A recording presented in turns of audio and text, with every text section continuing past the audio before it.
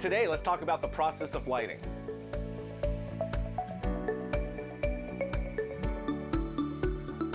Hey, what's up everybody? My name's Tobias Monk from Lit Video Productions. We make epic videos for epic companies.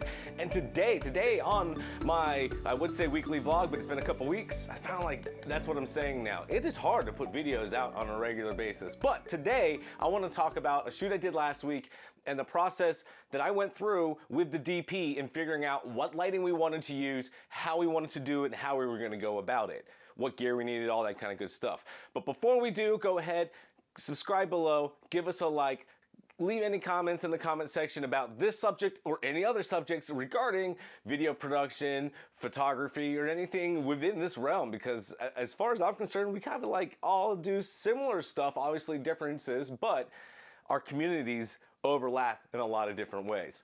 So before we get into the process of lighting this shoot, let me just first give you guys an update where we're at right now. I'm sending my C100 to Adoroma to do the gear trade-in program. They, say 70% of cost is what they guarantee that they're gonna sell it at. Whatever gear you put in the box, they'll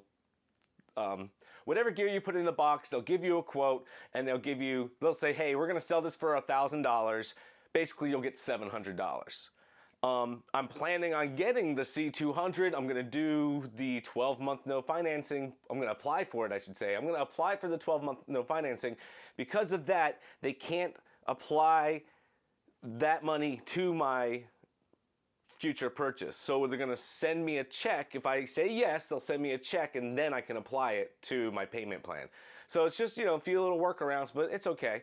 As long as my accountant knows what's going on with money, how stuff's coming in and out, what gear's moving around. And the other thing I need to do is I did talk to my insurance rep already about adding the new camera to my current policy. I had to make sure that, one, the policy met the requirements, and it turns out that I have a $5,000 per one piece of equipment limit currently. So we're gonna amend and add that camera to my yearly insurance costs. So then it's covered while I'm doing my payments, and just in general it'll be covered, but then all my other gear will still be covered because nothing's over a $5,000 for one piece of equipment. So bonus.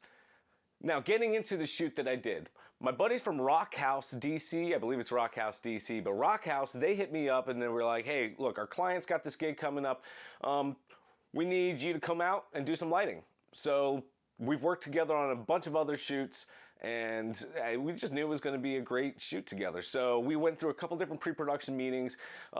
Video was being sent back, well, mostly one way, where it was like, hey, here's a couple different looks that we're going for, so check it out. So you look at that, you start dissecting down how those shots look, where shadows are, all that kind of thing. So you have your knowledge of what you do, but then also if they have a specific look that their client wants and they want, let's see if we can attain that. So I figured out what gear I would need, how I'd want to shoot it. Then I lined up with the rental house because I needed some rental gear. It turns out I just needed a few stands.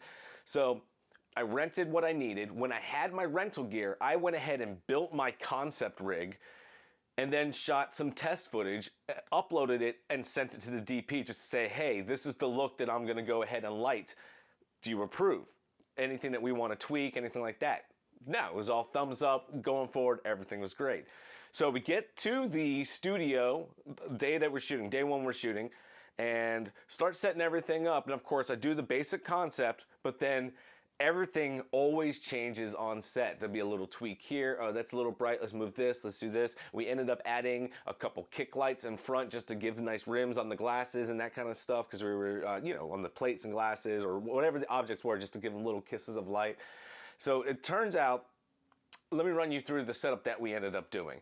I had a foam core board on the ceiling, and we were banging an Astra into that, and that was pretty much just so that anything that was reflected had a nice fill to it. We then also had a 4-bank, which was basically our main key light, and that we would adjust, but it was a rear key light. I had another piece of diffusion cloth with just a couple barflies going through that, just as a nice, soft, just fill, just to kind of come in as well, to kind of gradiate on the table. We also then did 2 barflies in the front as some kickers, like I said, and they kind of moved around. We had 2 different camera angles. One was overhead and one was like a rear 3/4. The rear 3/4, we also shot some Duvetane off into the back and that was the backdrop for that. The other side, because of some of the reflective surfaces, I ended up having to take a packing blanket and making a big negative fill space on the opposite side of the table. We had a few other pieces of equipment, some different LED lights we were using when we just needed like little extra kicks of light. So it was like an ongoing process. It wasn't like a set it and forget it type of thing. It was like, no, what are we shooting now? What do we do now? And there would be little adjustments along the way. At some point, I was manning the B camera while he was on the A camera, and that was just because I was just rolling. He was the DP, he would set up the shot, and I was just there as basically, I guess I would be an AC at that point, and I was there to make sure we were at speed and I was cutting between takes. That was my job at that point.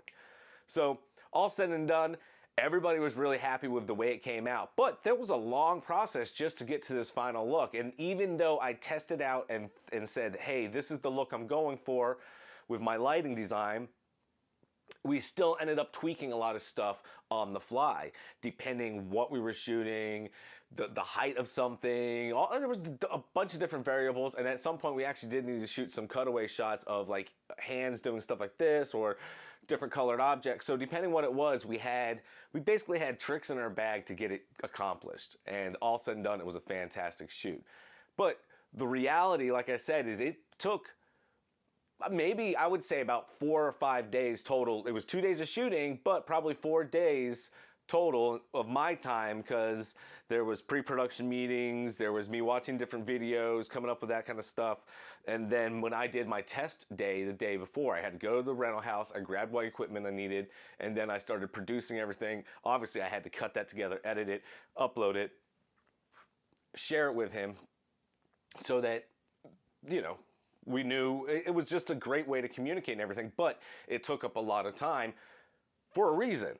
Because then when I walked on set, I had confidence saying, I know I'm setting up this way, we're gonna do this, but then there's always some unknowns as you get into something. I saw storyboards and that kind of thing, yes, but when you get in there and you start working with objects, or maybe it's, hey, no, it needs to be done this way because the specialist tells us how it needs to be done. All right, well, let's shoot it that way so that we can capture that in essence. And it might be, oh, we need a little more fill light, we need a little more of this, whatever it is. So just to let y'all know, that there are lots of variables that change on set constantly. And what seems like it might just be a simple shoot turns into all day I'm moving stuff around constantly. And it's just like, it's still and I wouldn't say simple, it's just a great team put together, and we accomplished some fantastic stuff, and it was stress-free. Probably the most stressful thing was something out of our control, and it was they were dropping something and it was falling all over the table instead of in the space that we needed. And it took a little while to get the funnel correct and all that type of thing. Once we figured that out, everything else started flying that we were shooting. We started getting through everything that we needed to do. But, you know, such is production. So I'd like to hear a little bit about some of y'all's lighting and stuff that you do. Do you do tests before you go out on a shoot? I know one of the things I love about shooting a vlog is I get to constantly I get to constantly try out different styles of lighting, see how I like it, see what angles I like, and I get to go a little moodier if I want to drop some really crushed shadows on one side, or for whatever the contrast is, I can do it. I can even use horrible flickery LED lights like the ones behind me. Never would I use these in an actual interview, but for my vlog, why not? I know though, they do have a little flicker. I want to hear about your lighting experience, and if you have any questions or just some generalized comments about an experience you had going into a shoot and you figured out your concept of lighting and then got on set and figured out you had to change a lot of things because just it's different than being in your control environment here to this controlled environment now. What happens on your test stage might not happen on the main stage, but at least going through the test phase, you're more experienced going into that next part. All right, so until next time, everybody have a fantastic day. May your week be epic. My name's Tobias Mugg from Lit Video Productions. Peace.